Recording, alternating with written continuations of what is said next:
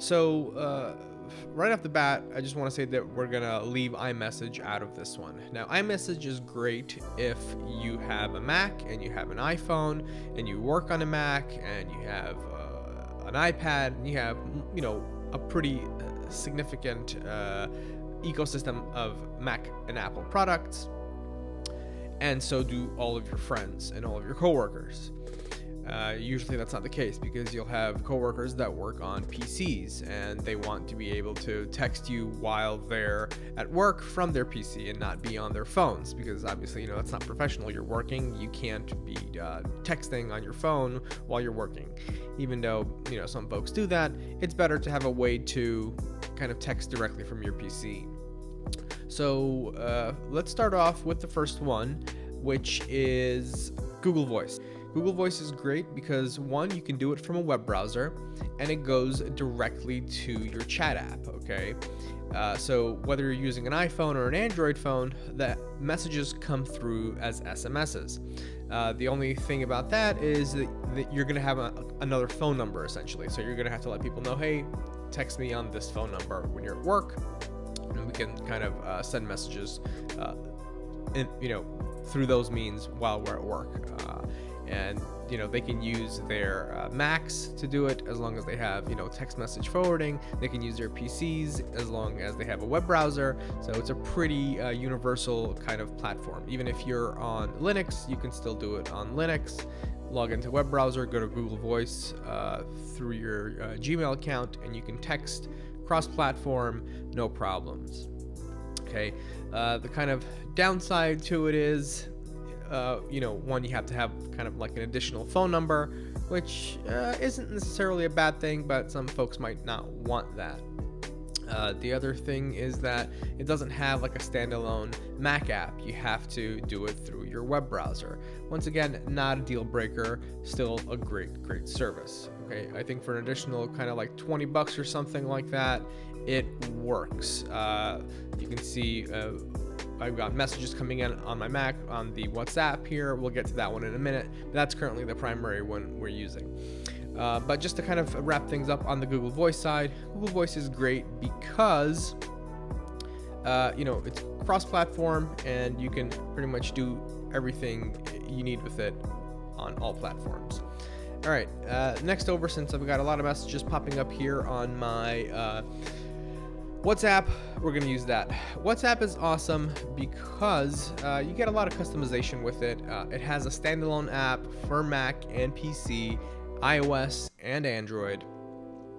You can get notifications. It does pretty much everything you need from a chat app, and it's standalone. So, you don't have to get a new kind of like phone number in order to use it.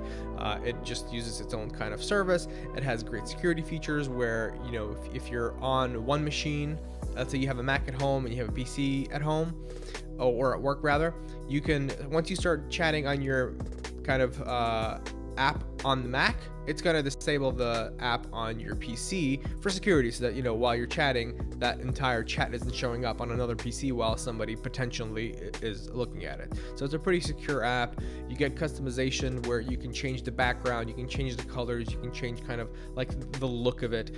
All in all, it's a really well-rounded kind of chat application for all purposes.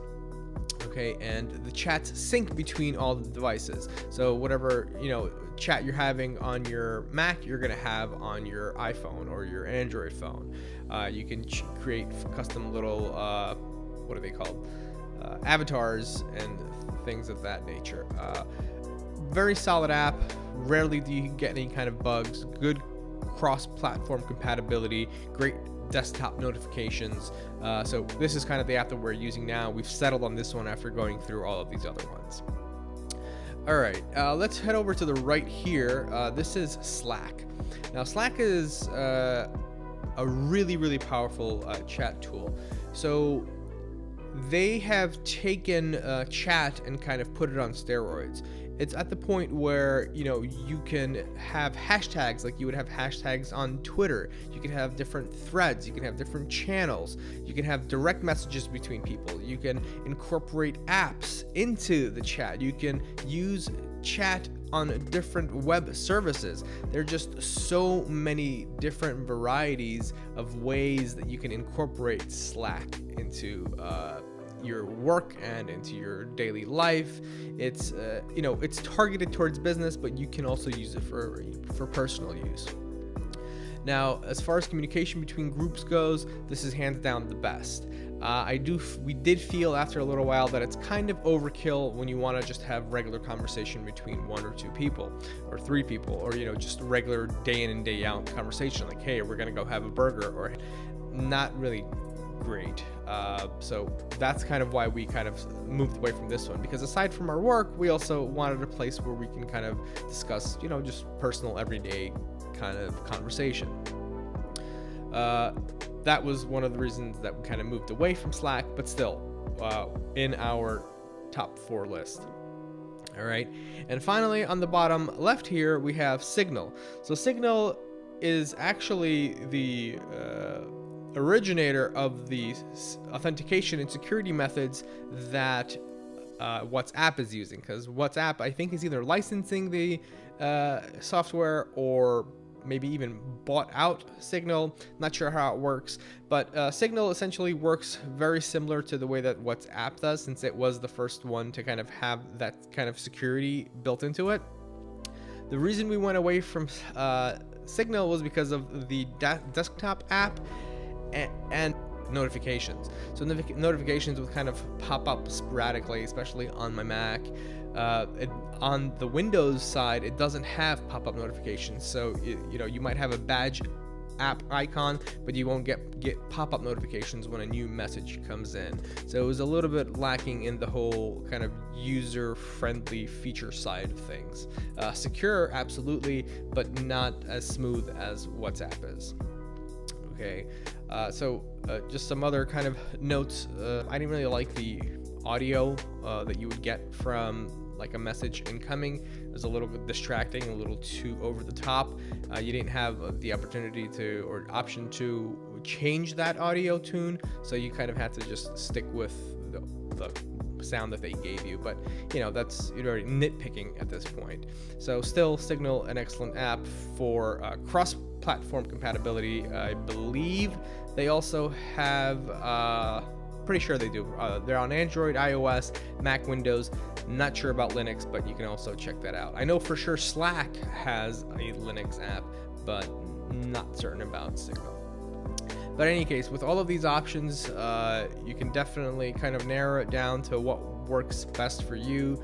You know, I'm not taking anything away from any of these apps. They're all pretty cool, but we've just settled down on WhatsApp. This is what we're currently using. And hey, if something better comes out in the future, we might migrate over to that. So that's just, you know, preference, and it's our kind of decision on what we want to use, and as well as it is yours. So that's kind of just the rundown of our favorite chat apps. Thank you for watching, and we hope to see you next time.